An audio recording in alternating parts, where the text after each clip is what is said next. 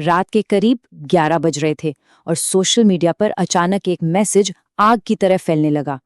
शायद आपके पास भी वो व्हाट्सएप फॉरवर्ड आया हो जिसमें लिखा था, तुरंत अपनी एलआईसी पॉलिसी चेक करो, सरकार ने एलआईसी बेच दी है। अब इस एक मैसेज ने रातों रात पूरे देश में ऐसी हलचल मचाई कि हर कोई अपनी पॉलिसी के कागज ढूंढने लगा। कुछ लोगों में भयानक घबराहट थी तो कुछ इसे एक बहुत बड़ा आर्थिक बदलाव मान रहे थे। लेकिन असल में सच क्या है? क्या वाकई देश की सबसे बड़ी बीमा कंपनी बिक गई है? आज की इस चर्चा में हम 100% एफडीआई की पूरी बहस और इंश्योरेंस के बदलते स्वरूप को गहराई से समझेंगे। तो चलिए अफवाहों के शोर से बाहर निकलते हैं और सीधे तथ्यों पर बात करते हैं। सबसे पहले इस वायरल मैसेज के पीछे का सच क्या है, जरा इसे क्लियर कर लेते हैं। होता क्या है ना कि हम अक्सर बस हेडलाइंस पढ़ते हैं और घबरा जाते हैं। असली कहानी हमेशा बारीकियों में छिपी होती है। उस तकनीकी शब्द को समझते हैं जिसने इस पूरे डर को पैदा किया, एफडीआई यानी प्रत्यक्ष विदेशी निवेश। सरकार ने बीमा क्षेत्र में 100% एफडीआई को मंजूरी दी है। इसका सीधा सा मतलब यह है कि अब विदेशी कंपनियां किसी भारतीय निजी कंपनी का पूरा 100% मालिकाना हक रख सकती हैं। यह एक बड़ा पॉलिसी चेंज जरूर है, लेकिन वायरल मैसेज में इसी एफडीआई वाले नियम को पूरी तरह से गलत तरीके से एलआईसी के साथ जोड़ दिया गया। तो अब आते हैं इस बात पर कि एफडीआई और एलआईसी के बीच का असली मामला क्या है। सारा कंफ्यूजन असल में यहीं से शुरू हुआ। ध्यान देने वाली बात यह है कि ये नए एफडीआई नियम केवल और केवल प्राइवेट यानी निजी बीमा कंपनियों पर लागू होते हैं। एलआईसी एक सरकार समर्थित संस्था है। इसका अपना एक बिल्कुल अलग ढांचा है और इस पर विदेशी निवेश की सीमाएं बिल्कुल अलग तरीके से लागू होती हैं। हुआ ये कि सोशल मीडिया ने इन दो बिल्कुल अलग अलग बातों की खिचड़ी बना दी। सरकारी और प्राइवेट संस्थाओं के बीच का ये बुनियादी फर्क ही इस पूरी अफवाह का सबसे बड़ा तोड़ है। अब आप सोचिए, ये घबराहट इतनी तेजी से क्यों फैली? क्योंकि हमारे देश में करोड़ों परिवारों के लिए एलआईसी सिर्फ एक कंपनी थोड़ी है, ये तो एक इमोशन है। किसी की बेटी की शादी हो, रिटायरमेंट की प्लानिंग हो या परिवार की सुरक्षा, ये संस्था दशकों से हमारे भरोसे का हिस्सा रही है। और जब इतने गहरे भरोसे से जुड़ी कोई नेगेटिव खबर आती है तो लोगों का घबराना और इनसिक्योर फील करना बिल्कुल स्वाभाविक है। लेकिन अगर हम मालिकाना हक वाली बात को किनारे रख दें तो असली खेल कहीं और ही चल रहा है, और वो है तकनीक का। इंश्योरेंस इंडस्ट्री में अभी एक बहुत बड़ा बदलाव आ रहा है। विदेशी कंपनियां जब भारतीय बाजार में एंट्री करती हैं तो वो सिर्फ पैसा लेकर नहीं आती, वो अपने साथ एक पूरा का पूरा हथियारों का जखीरा लाती हैं, जैसे एडवांस्ड एआई सिस्टम्स, बिजली की तेजी से होने वाली claim processing, super powerful mobile apps और ऐसे प्लान्स जो बिल्कुल आपकी ज़रूरत के हिसाब से कस्टमाइज्ड हों।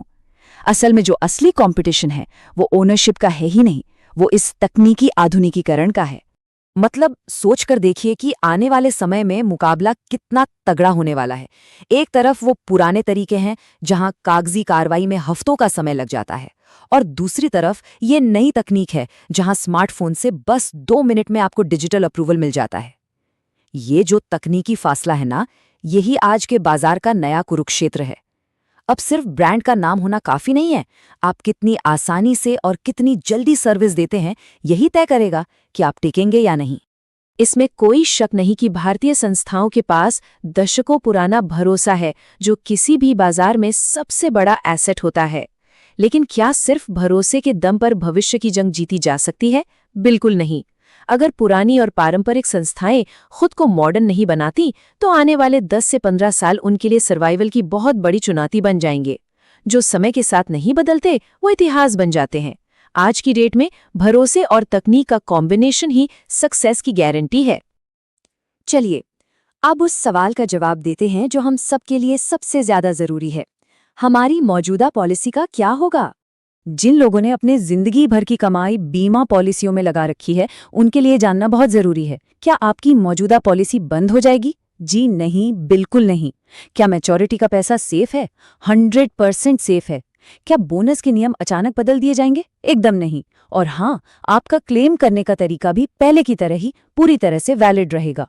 तो वायरल मैसेज में चाहे जो लिखा हो, सच यही है कि आपकी पॉलिसी और आपका पैसा पूरी तरह से सुरक्षित है। घबराने की 1% भी जरूरत नहीं है। मौजूदा चिंताओं को तो हमने सुलझा लिया। अब देखते हैं कि इंश्योरेंस का भविष्य हमें किस तरफ ले जा रहा है।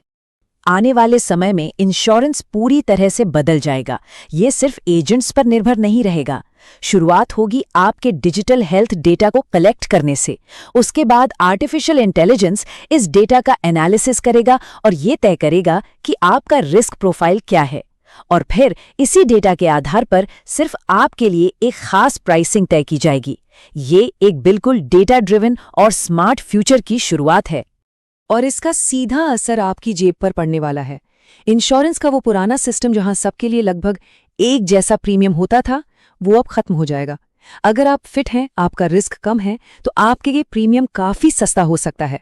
लेकिन अगर रिस्क प्रोफाइल हाई है तो आपको ज्यादा पैसे चुकाने पड़ेंगे। मतलब हर इंसान का इंश्योरेंस एक्सपीरियंस उसके खुद के डेटा पर तय होगा। तो अगर हम इस पूरी चर्चा को समेटें तो बात सिर्फ इतनी सी है कि सोशल मीडिया पर जो हंगामा हुआ वो किसी कंपनी के बिक जाने का नहीं था। वो असल में पूरी इंडस्ट्री के एक झटके से जागने का संकेत था। ये सिर्फ विदेशी निवेश या एफडीआई के नियमों की बात नहीं है। हम लोग असल में एक बिल्कुल नए डिजिटल और फास्ट फाइनेंशियल इकोसिस्टम में कदम रख रहे हैं। और अंत में मैं एक सवाल छोड़कर जाना चाहूंगा। जब वो वायरल मैसेज आपके फोन पर आया और एक पल के लिए जो डर लगा, क्या वो डर वाकई एक कंपनी के खत्म होने का था, या फिर वो डर इस बात का था कि हमारे चारों तरफ की दुनिया, तकनीक और पैसा इतनी तेजी से बदल रहा है कि हम शायद पीछे छूट रहे हैं? बदलाव तो देखिए आना ही है, लेकिन जो तथ्यों को समझ लेता है और अफवाहों से बच जाता है, वही इस बदलती दुनिया में सही मायनों में सुरक्षित रहता है।